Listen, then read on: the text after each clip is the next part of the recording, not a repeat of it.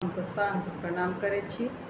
काल्हि यानी कि 19 तारीख 2023 दिन शनिवार के जे छै मधुश्रावणीके अंतिम दिन अइ और ताहि उपलक्ष्यमे जे छै से काल्हि तऽ भगवती गीत, ब्राह्मण गीत और हनुमान जीके गीत भेलाके बादे जे छै से पबनैतिन सब पूजा करऽ बैठथिन।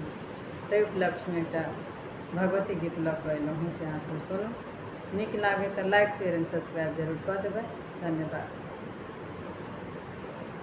तुही मोर जीवन आधार, आधार जग जननी।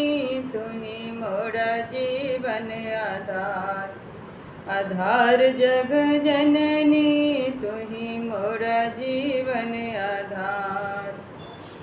तुम्ही भवानी तीन लोक रानी, तुम्ही भवानी तीन लोक रानी।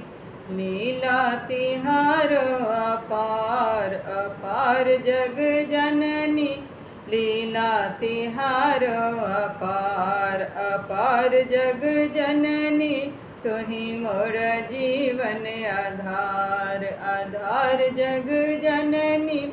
तुही मोर जीवन आधार। तेरे पुजारी लोचन मुरारी, तेरे पुजारी लोचन मुरारी। मैं हूँ परम गंवार, गंवार जग जननी।